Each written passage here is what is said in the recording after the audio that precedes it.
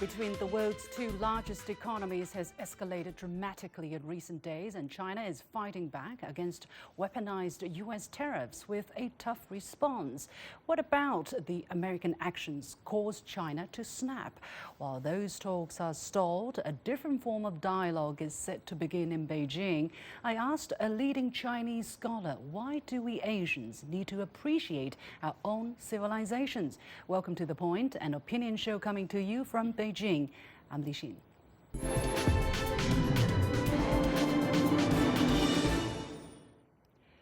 The trade tensions between China and America has now become a full-blown trade war, even in the eyes of the Chinese authorities. After the U.S. ratcheted up pressure on China with higher tariffs and threats of more to come, Beijing punched back with retaliation and for the first time used the term trade war. On Monday, a commentary read on primetime national television said China does not want to fight a trade war, but if given no choice, we will not falter. China's reaction is clear. It is ready for talks just as it is ready for a trade war. A commentary adds that the Chinese nation has witnessed 5,000 years of history and has never failed to overcome its challenges. The piece caught fire on the social media, collecting 3.4 billion views in 24 hours. What explains the Chinese reaction, and where is all this heading? Joining me from the Beijing studio is Gong, an economics professor at the University of International Business and Economics, and from Washington, D.C., Professor Dennis Wilder, who heads the Initiative for U.S.-China Dialogue on Global Issues at Georgetown University. Gentlemen, welcome to The Point. Now, let's read this commentary once again in greater details. As I said, China says it doesn't want to fight a trade war, but if given no choice, we will not falter. China's reaction is clear. It's ready for talks, just as it is ready for a trade war. Professor Gong, how do you read such words? And as I mentioned, for the very first time on primetime national TV, the China state media using such term and voicing such strong position. I think it demonstrates the Chinese government's determination to face the challenge. It demonstrates the government's determination to continue to talk or not backing off from the dialogue. There are challenges ahead, and I think our government is very clear that we are not afraid of confronting this big challenge if the United States determines to go through a trade war. And I think at the end of the day, a trade war is not of a existential consequence to our country. In history, we have seen trade wars lasting many years. For example, America's northern neighbor, Canada, was indeed engaged in trade war with the United States for over 50 years, up to the Second World War.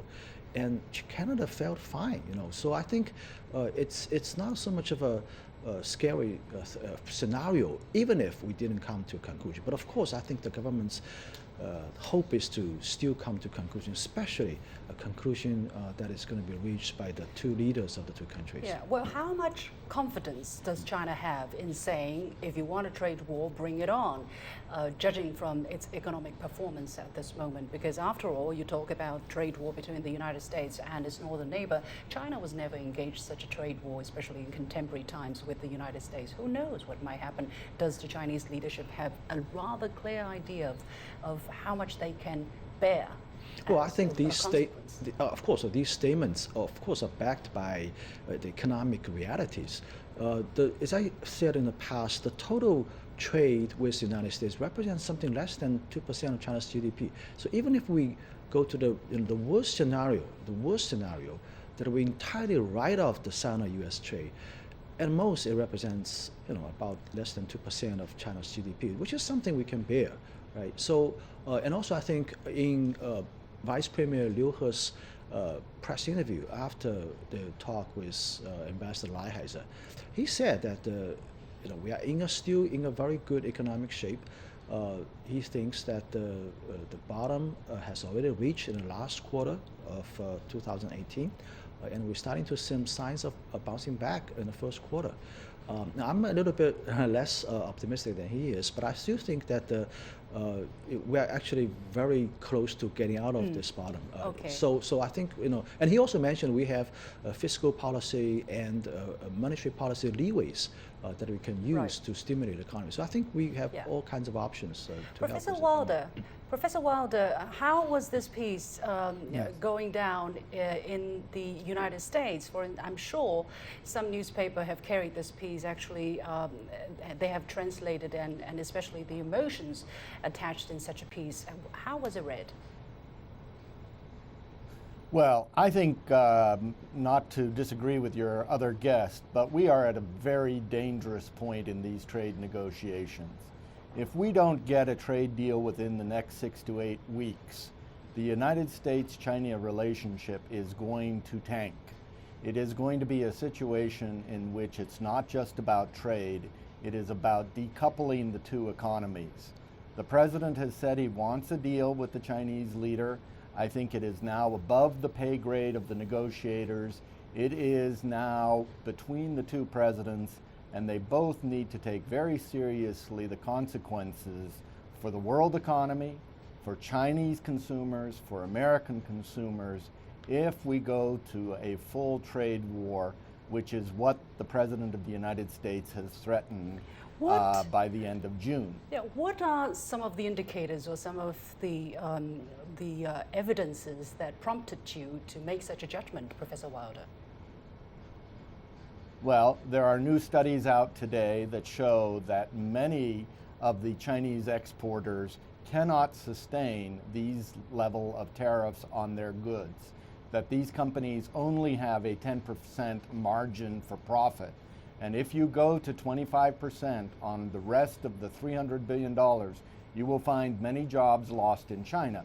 But you will also find that the American consumer will now be hit in their pocketbook. So I'm not saying that Americans won't hurt, but I think it is irresponsible for people to say that the Chinese consumer, the Chinese economy will not be hurt by this. There will be changes to the supply chains. American companies will pull out of China and go to Southeast Asia and other locations. I think this is a very serious moment, and both sides need to stop the rhetoric and get back to the negotiating table. I understand that the Chinese is actually not saying that. They're actually not saying that the trade war is not going to hurt them.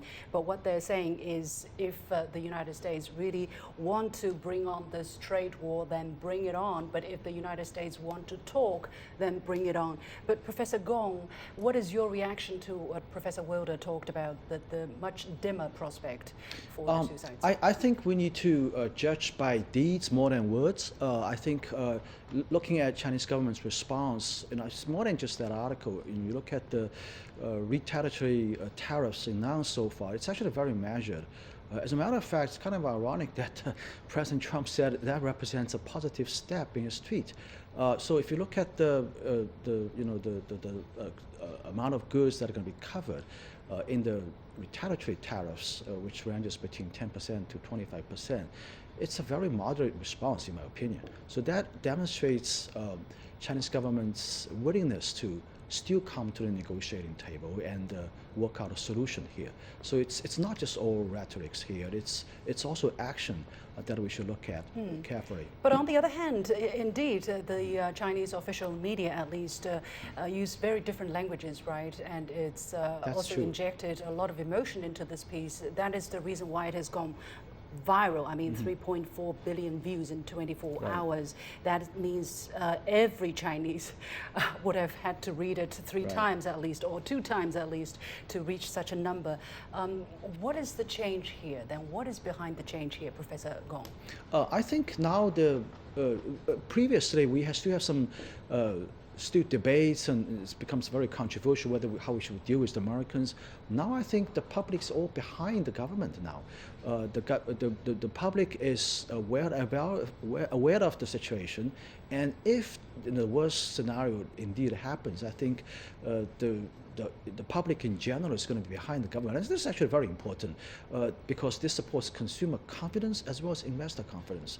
So I think, so as I said, it's not just about the total amount of exports to the United States, the value added embedded in that exports. It's also the consumer confidence reflected, for example, in the performance of the stock market, people's purchasing decisions, investment decisions. These things really count, I think.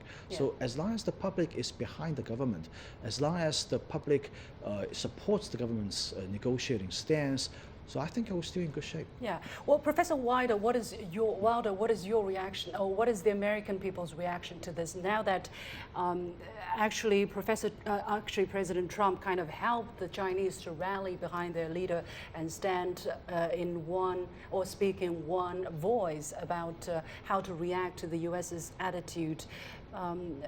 Do you think that is, how shall I say, basically not helping the U.S.'s negotiating position?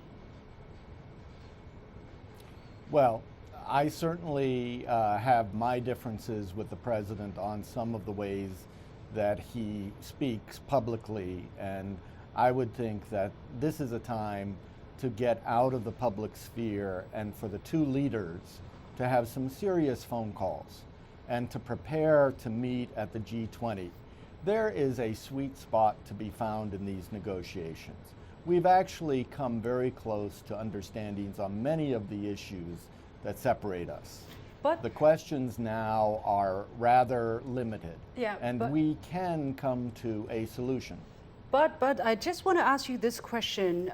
What do you think, or do you think the American administration understand what triggered such an emotional, such a massive response from the Chinese public? I think that they need a bit of education on this point. I think they do not understand the history of unequal treaties in China, the feeling of being bullied by the West, the very sensitive anniversaries of this year. So I do think there is some degree of misunderstanding on the U.S. side of how harshly the Chinese people are going to react to this. And so I think that, again, I would like to see the rhetoric dialed back on the American side and also on the Chinese side. Professor Gong? Yeah, well, I think this, you raised a very important point here. I think this is extremely important. The issue we are disagreeing upon is not the substance, in my opinion, regarding the content of this agreement. It's really about the formality. It's really about the enforcement mechanism. And here or the language or the style. If the language, well, I mean, the important thing is that there are things in that agreement, as we understand it, as is reported in the press in the U.S., concerning legislative timetables in China. And this seems to me totally crazy. I mean, this is even anti-constitution. We're making an analogy here. This is like President Donald Trump making an agreement with, say, the Mexico government, having a clause there saying that the United States government is committed to pass a law in Congress for a budget of $10 billion to build a wall. Yeah. I mean, this is totally crazy. Nobody does that. Yeah. Right. So it's the same kind of logic here. Okay. And the negotiating team of the United States part needs to understand it. Yeah. This is something that the Chinese public just cannot swallow. Okay, we have to leave it there. I think 3.4 billion is one such number probably that sends a very strong message. Professor Zhang Gong of the University of International Business and Economics and Professor Dennis Wilder of Georgetown University. You're watching The Point with me, Liu Xin. We'll take a short break, and when we come back, we'll explore the question, what are the traits, values, or circumstances that unite all Asians?